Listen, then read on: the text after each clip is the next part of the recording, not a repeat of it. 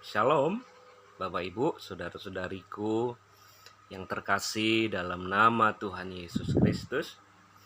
Jika kita melihat hari-hari ini ya, bagaimana kondisi Israel saat ini yang terbaru, Bapak Ibu.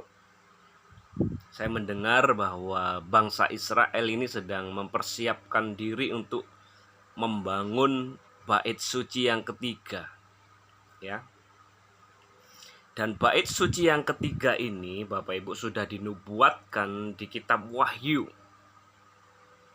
Di kitab Wahyu ditulis bahwa bait suci nanti akan berdiri kembali dan sang antikris akan berdiri di tempat suci dan menyatakan diri sebagai Allah, sebagai Tuhan, ya Bapak Ibu. Kalau kita melihat hari-hari ini, perkembangan saat ini, dan kita cocokkan dengan firman Tuhan, Bapak Ibu, kita akan tahu bahwa kedatangan Kristus ini sudah semakin singkat dan semakin dekat. Ya. Untuk itu kita perlu berjaga-jaga, kita perlu mempersiapkan diri, Bapak Ibu. Jangan sampai nanti kita menyesal seperti yang digambarkan dalam firman Tuhan. Apabila ada dua orang di ladang, yang satu akan diangkat, yang satu ditinggal. Apabila ada dua orang di ranjang, yang satu diangkat, yang satu ditinggal. Ya, ini gambaran daripada dua macam anak, ya, dua macam orang. Seperti yang tertulis di firman Tuhan, ada Ishak, ya, ada Esau, ada Kain, ada Habel, Bapak Ibu. Jangan sampai kita masuk golongan daripada Kain. Jangan kita sampai masuk dalam golongan Esau. Kita mau masuk di dalam anak perjanjian, ya, yang Tuhan mau dalam kehidupan kita. Dan saya rindu kita semua benar-benar mempersiapkan diri pada waktu kedatangannya yang kedua kali, ya. Saya rindu kita benar-benar, Bapak Ibu, mempersiapkan diri kita menjadi umat yang siap pada waktu kedatangannya yang kedua kali. Ya, Bapak Ibu yang dikasihi Tuhan, saya mau rindu membagikan apa yang Tuhan taruh di hati saya beberapa hari ini, beberapa minggu ini, Bapak Ibu. Bapak Ibu dikasihi Tuhan, seperti firman Tuhan berkata, Bapak Ibu, sebelum kedatangan yang kedua kali, kita masih ada di dalam momen Natal hari-hari ini, ya. Jika kita melihat sebelum Kristus datang yang pertama kali, ya, di Israel sana, di Bethlehem, di Yerusalem, Bapak Ibu, sebelum Tuhan Yesus datang ke muka bumi, Dia mengutus seorang utusan untuk berjalan mempersiapkan jalan bagi kedatangannya yang pertama kali. Yaitu siapa, Bapak Ibu? Yohanes Pembaptis, ya. Jadi Tuhan, Bapak Ibu, Dia mengutus orang utusan untuk berjalan di depan Dia, mempersiapkan jalan bagi kedatangannya yang pertama kali. Yaitu adalah seorang nabi yang bernama Yohanes Pembaptis, ya. Dia bukan hanya seorang nabi, dikatakan bahwa dia lebih daripada seorang nabi karena dia mempersiapkan jalan bagi kedatangan Tuhan yang pertama kali waktu itu, ya, Bapak Ibu. Dan saya percaya hal yang sama Tuhan akan kerjakan di akhir zaman ini. Sebelum kedatangannya yang kedua kali, hal yang sama akan Tuhan kerjakan lagi. Dia akan mengutus orang-orang, Bapak Ibu, mengutus pengurapan yang sama yang dimiliki oleh Yohanes Pembaptis untuk mempersiapkan jalan bagi kedatangannya yang kedua kali. Ya, Bapak Ibu. Saya percaya ini. Seperti di Maleakhi dikatakan ya, sebelum hari yang besar dan dahsyat itu, Tuhan akan mengutus Nabi Elia untuk membuat hati bapa kembali kepada anak dan hati anak kembali kepada bapa. Saya pernah mendapat suatu vision, Bapak Ibu, pernah mendapat suatu penglihatan yang dari Tuhan, dan saya cukup kaget dengan penglihatan ini ya. Saya mau bagikan kepada kita supaya kita mempersiapkan diri, karena waktunya sudah sangat singkat, Bapak Ibu. Pada waktu itu ketika saya berdoa, saya dapat penglihatan. Penglihatan itu jelas sekali. Saya melihat kereta kuda berapi Nabi Elia yang sama pada waktu kereta itu mengangkat dia dari bumi ke langit, Bapak Ibu ya. Pada waktu kan Elia diangkat oleh kereta berapi ya. Tetapi penglihatan ini, Bapak Ibu, saya melihat kereta api Elia yang berapi itu turun ke bumi. Bukan naik ya. Kalau naik itu peristiwa zaman Elia dulu, dibawa naik ke surga dengan kereta berapi. Tetapi yang saya lihat adalah sebaliknya. Kereta berapi Elia ini turun ke bumi. Maksudnya apa, Bapak Ibu? Saya bertanya kepada Tuhan dan saya berdoa, Tuhan, ini maksudnya apa? Akhirnya Tuhan kasih pengertian, Tuhan kasih hikmat.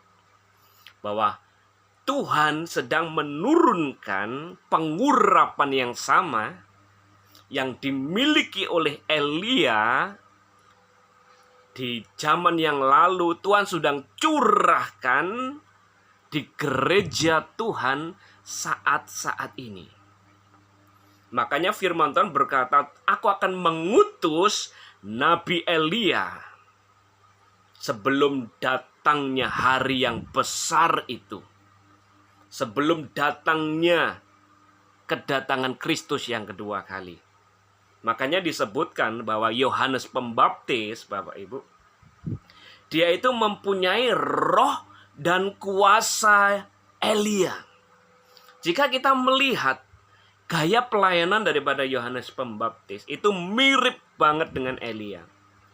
Cara dia berpakaian, cara dia berbicara, itu sangat mirip. Karena rohnya sama.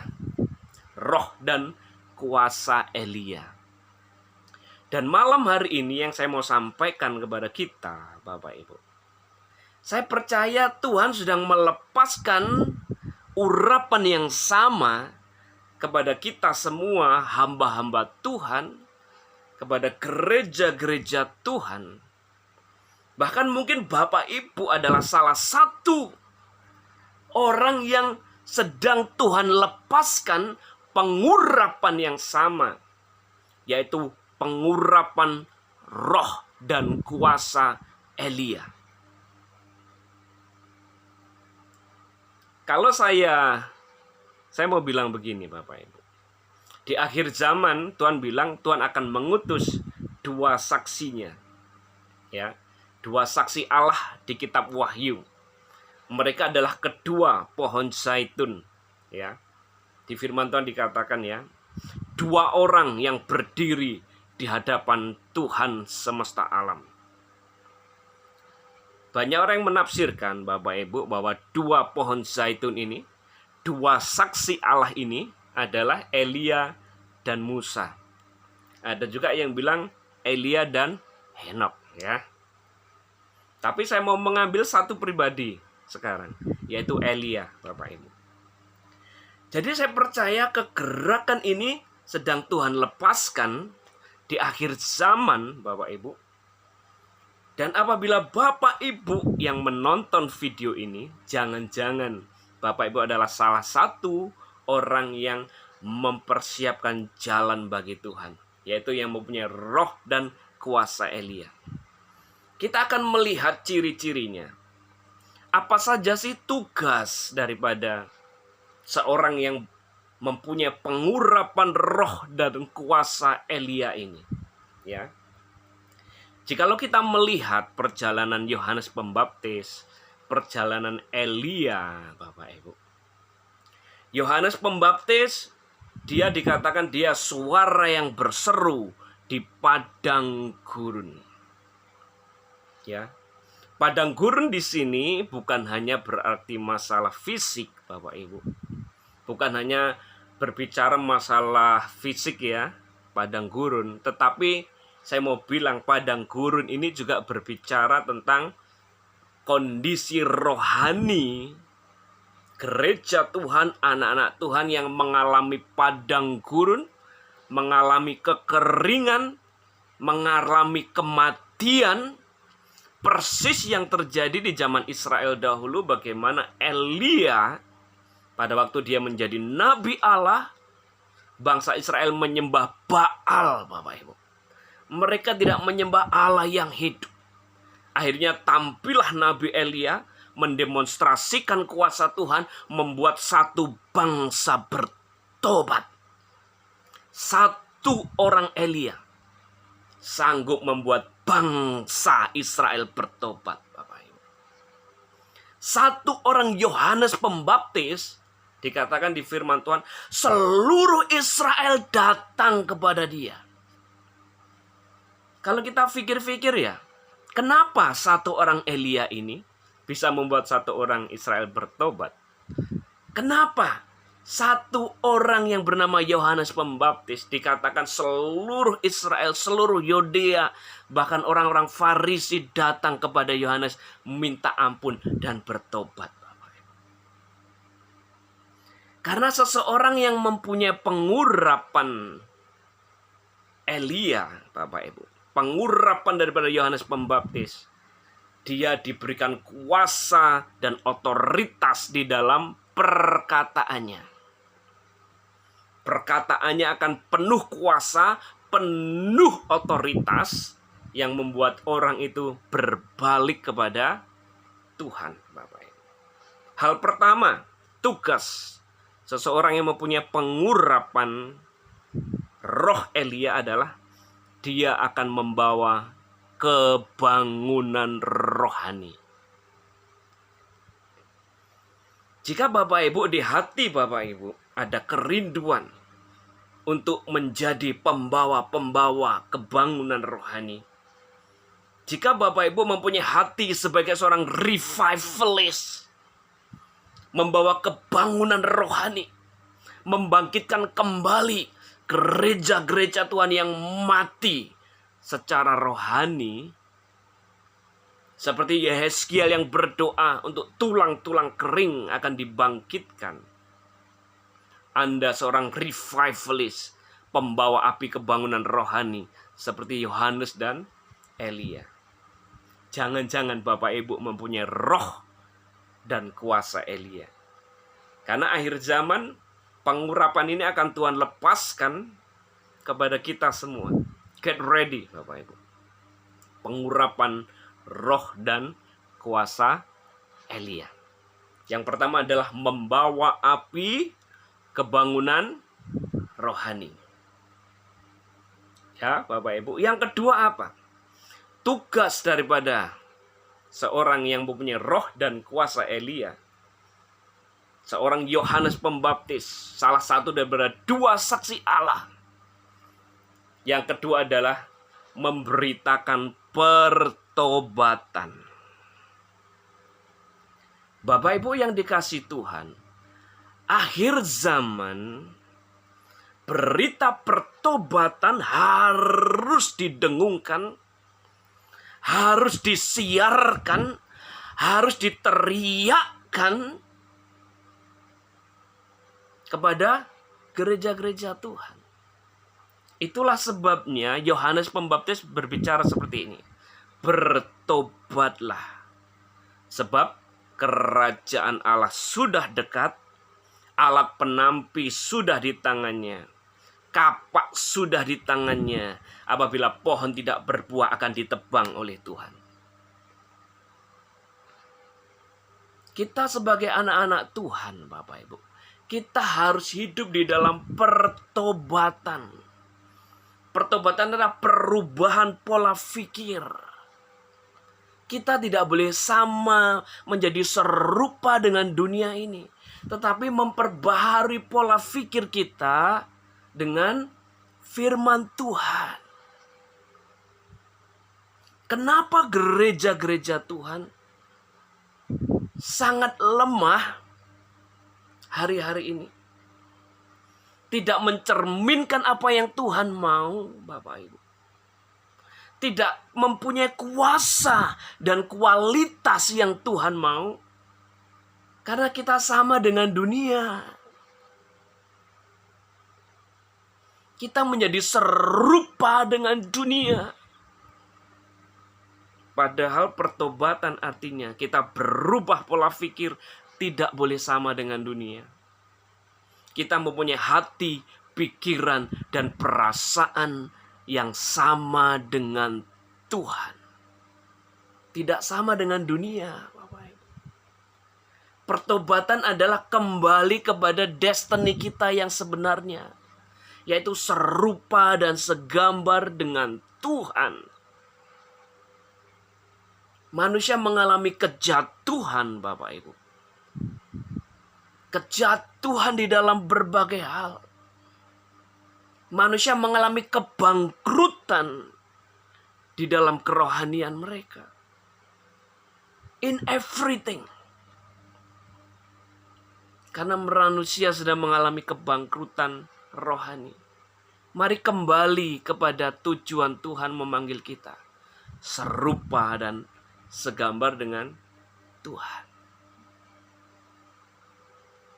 Jangan kita menina-bobokkan jemaat atau hamba-hamba Tuhan. Kadang-kadang berita pertobatan ini cukup keras, Bapak Ibu. Karena memang harus ada teguran-teguran. Orang yang salah, Bapak Ibu, harus ditegur. Jangan dinina-bobokkan. Yeskiel berkata seperti itu. Kalau kamu tidak menegur orang yang berdosa, nyawanya itu akan menjadi tanggung jawabmu. Berita pertobatan harus didengungkan karena kedatangan Tuhan sudah sangat singkat. Jangan sampai kita ditampi. Jangan sampai pohonmu ditebang oleh Tuhan. Amin, Bapak Ibu. Jadi malam hari ini kalau masih ada perkara-perkara yang tidak beres dalam hidupmu, segeralah bertobat. Jangan sampai nanti Tuhan datang dan Tuhan bilang gini, aku tidak kenal engkau. Enyahlah daripadaku. Hai, engkau pembuat kejahatan. Rumahku adalah rumah doa bagi segala bangsa, bukan sarang penyamun. Jangan sampai kita ini menjadi penyamun-penyamun, Bapak Ibu. Nanti Tuhan tidak kenal. Nanti Tuhan tinggalkan. Amin, Bapak Ibu. Yang ketiga, roh dan kuasa Elia ini, dia mempunyai tugas adalah untuk apa? Mempersiapkan umat yang layak bagi kedatangannya yang kedua kali. Bapak Ibu dikasih Tuhan. Firman Tuhan berkata bahwa kita ini adalah mempelai Kristus. Dan Tuhan, firman Tuhan jelas berkata bahwa Tuhan menghendaki mempelai yang tidak bercacat celah, yang tidak ada kerut. Apakah kita siap saat ini? Kalau Tuhan Yesus datang saat ini, are you ready? Apakah kita sudah layak, Bapak Ibu? Ada orang yang berkata seperti ini, ya, kan saya dilayakkan oleh kematian Kristus. Saya diampuni, saya disucikan, saya dikuduskan, saya dilayakkan. Ya, itu benar Bapak Ibu. Ketika kita percaya kepada Yesus, kita dilayakkan di hadirat Tuhan bukan dengan kebenaran kita, tetapi kebenaran Kristus di dalam diri kita. Tetapi firman Tuhan juga berkata seperti ini. Barang siapa mengikut Kristus, kita wajib hidup sama seperti Kristus. Tuhan menciptakan kita serupa dan segambar dengan Dia. Artinya apa? Hari demi hari kehidupan kita, karakter kita harus semakin menyerupai Kristus. Sehingga kita layak pada waktu Tuhan datang kedua kali. Artinya apa? Kita hidup di dalam kekudusan, kita hidup di dalam kebenaran, seperti yang Tuhan inginkan. Mempelai yang layak waktu Tuhan Yesus datang kedua kali. Ya, Bapak Ibu lihat perumpamaan tentang seseorang yang diundang ke pesta, ya, pesta makan raja. Ini gambaran daripada kerajaan Allah, ya. Ternyata di situ ada orang yang tidak berpakaian pesta. Ya. Akhirnya apa yang terjadi? Diusir Bapak Ibu dari pesta itu. Semua orang berpakaian pesta, kenapa kamu tidak berpakaian pesta? Diusir. Tidak layak. Mulai sekarang, mulai perbaiki hidup kita. Kalau hidup kita mungkin banyak hal yang belum layak di hadapan Tuhan, segera perbaiki Bapak Ibu. Jemaat harus dipersiapkan menjadi mempelai Kristus yang layak menjelang kedatangannya yang kedua kali. Amin. Jangan sampai nanti Bapak Ibu tertinggal pada waktu rapture terjadi karena hidup kita yang tidak benar di hadapan Tuhan, sehingga kita ketinggalan pada waktu Tuhan datang kedua kali. Itu yang ketiga Bapak Ibu, ya. Mempersiapkan umat yang layak. Apalagi tugas daripada seorang yang mempunyai pengurapan Elia, Bapak Ibu. Yang pertama tadi dikatakan membawa api kebangunan rohani. Yang kedua adalah memberitakan pertobatan. Dan yang ketiga adalah mempersiapkan umat yang layak bagi Tuhan. Yang keempat apa? Orang yang mempunyai pengurapan roh Elia adalah seperti di Maliaki dikatakan. Dia akan membuat hati bapa kembali kepada anak. Dan hati anak kembali kepada bapa, supaya jangan aku memusnahkan bumi. Artinya apa? Orang yang mempunyai pengurapan roh Elia, Bapak Ibu, dia akan diberikan otoritas oleh Tuhan untuk membuat hati bapa kembali kepada anak, hati anak kembali kepada bapa. Artinya apa? Pemulihan hubungan. Yang pertama adalah pemulihan hubungan dengan Tuhan, ya. Bapak Ibu akan kembali mengalami taman Eden dalam kehidupanmu. Pemulihan hubungan dengan Tuhan. Karena kekristenan bukan agama. Christianity is not a religion but relation. Tetapi adalah hubungan. Tuhan Yesus menebus kita dari dosa kita. Bukan hanya untuk membawa kita ke surga, bukan. Itu mah gampang buat Tuhan, Bapak. Tetapi yang terutama yang Tuhan mau adalah Tuhan mau memulihkan hubungan kita dengan Tuhan yang rusak karena dosa. Artinya apa? Bapak Ibu bisa mengalami taman Eden seperti yang terjadi zaman dulu antara Adam, Hawa dan Tuhan. Mereka bercakap-cakap, mereka ngobrol, ada keintiman, ada kedekatan dengan Tuhan. Bapak Ibu bisa alami saat ini juga di muka bumi ini. Kedekatan, keintiman dengan Tuhan. Jadi Bapak Ibu sudah mengalami sorga di bumi sebelum nanti dibawa Tuhan ke surga. Jadi sorga itu bukan sesuatu yang cuma di dalam angan-angan saja.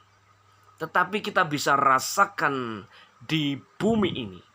Makanya firman Tuhan berkata, jadilah di bumi seperti di sorga. Bapak Ibu akan mengalami sorga di bumi kalau Bapak Ibu mengalami pemulihan hubungan dengan Tuhan. Setelah pemulihan hubungan dengan Tuhan, pemulihan dengan sesama. Hubungan Bapak Ibu dengan suami, dengan istri, dengan anak-anak akan mengalami pemulihan sehingga Bapak Ibu benar-benar mengalami keluarga yang harmonis, yang saling mengasihi, saling mencintai. Ada kerukunan. Ya. Bukan hanya tingkat keluarga, Bapak Ibu. Bahkan di dalam lingkungan Bapak Ibu akan disebut sebagai orang-orang yang membawa damai sejahtera. Pembawa damai. Gereja juga akan mengalami pemulihan hubungan dari gereja satu dengan gereja lain. Artinya apa? Ada kesatuan roh di dalam tubuh Kristus. Saya bernubuat malam hari ini, setiap tubuh Kristus yang terpecah-pecah dalam nama Yesus, di akhir zaman akan mengalami persatuan, pemulihan hubungan. Ada keharmonisan di dalam tubuh Kristus. Amin Bapak Ibu. Pemulihan hubungan bukan hanya secara rohani, bukan hanya dengan Tuhan, tetapi dengan sesama. Itu yang keempat Bapak Ibu. Membuat hati Bapa kembali kepada anak. Yang kelima, apa sih tugas daripada seorang yang punya pengurapan roh dan kuasa Elia ini? Yang kelima adalah dikatakan di firman Tuhan. Berkata di sini, Elia akan datang dan memulihkan segala sesuatu. Apa yang akan dikerjakan oleh orang-orang yang mempunyai pengurapan seperti ini adalah pemulihan segala sesuatu. Firman Tuhan berkata gini, bahwa Tuhan Yesus harus tinggal di surga sampai pemulihan segala sesuatu. Siap-siap Bapak Ibu, gereja Bapak Ibu, keluarga kita, pekerjaan kita akan mengalami pemulihan besar-besaran dari Tuhan. Recovering of everything. Ya. Pemulihan besar-besaran di dalam gereja Tuhan. Setiap dasar-dasar yang tidak sesuai dengan firman Tuhan itu akan robohkan ke depan. Jadi kalau pelayanan kita tidak sesuai dengan firman, Tuhan akan robohkan, bangun ulang. Reposisi. Pemulihan segala sesuatu. Ya. Karena Yesus adalah batu penjuru, Rasul dan Nabi adalah apa? Dasar, ya. Jadi Tuhan akan memulihkan segala sesuatu. Apa saja yang akan dipulihkan? Saya akan berikan beberapa hal, ya, secara singkat. Yang pertama adalah pujian dan penyembahan atau pondok Daud, Bapak Ibu. Bapak Ibu dikasih Tuhan, kalau kita melihat di gereja mula-mula, bahkan di perjanjian lama, Bapak Ibu, hadirat Tuhan di dalam bait Allah, hadirat Tuhan pada waktu mereka bersekutu, pada waktu mereka memuji dan menyembah Tuhan, itu sangat powerful. Makanya dikatakan begini, Bapak Ibu. Tuhan memberikan nyanyian baru dalam mulutku untuk memuji-muji Allah kita. Banyak orang akan melihatnya dan menjadi takut, lalu percaya kepada Tuhan. Bapak Ibu dikasih Tuhan, kita akan melihat pemulihan besar-besaran di dalam pujian penyembahan Pondok Daud Tuhan, di mana hadirat Tuhan akan so powerful, so strongly. Seperti di zaman Perjanjian Lama, imam-imam tidak bisa berdiri di bait Allah karena hadirat Tuhan sangat kuat. Itu yang akan terjadi. Dan pujian penyembahan ini tidak berbicara masalah skill, tidak berbicara masalah bagusnya suaramu, bagusnya musikmu. No, nggak ada hubungannya. Pemulihan pujian penyembahan ini berbicara masalah orang yang menyembah dalam roh dan kebenaran. Artinya apa? Mempunyai gaya hidup seorang penyembah yang hidup benar. Dalam kehidupan kita sehari-hari, kita hidup benar di hadapan Tuhan, itu adalah penyembahan kita di hadapan Tuhan. Bukan hanya sekedar kita memuji dan menyembah Tuhan, bukan. Tapi perkataanmu, tingkah lakumu, perbuatanmu, gaya hidupmu, itu adalah refleksi penyembahan kepada Tuhan. Ketika kita mempunyai gaya hidup yang benar di dalam firman, pada waktu Bapak Ibu tutup mata dan memuji Tuhan, something will happen. Karena kita, Bapak Ibu, kalau hidup benar, ada kuasa di dalam setiap perkataan kita, setiap pujian penyembahan kita. Paulus dan Barnabas bukan seorang penyanyi yang bagus, saya bilang. Tapi waktu mereka memuji dan menyembah Tuhan, karena mereka mempunyai gaya hidup yang benar, penjara goncang. Kenapa sekarang ini gereja-gereja Tuhan kok tidak punya kuasa ya dalam pujian penyembahan? Simple jawabannya. Gaya hidupmu nggak benar. Persembahanmu ditolak oleh Tuhan. Seperti Tuhan menolak persembahan daripada Kain.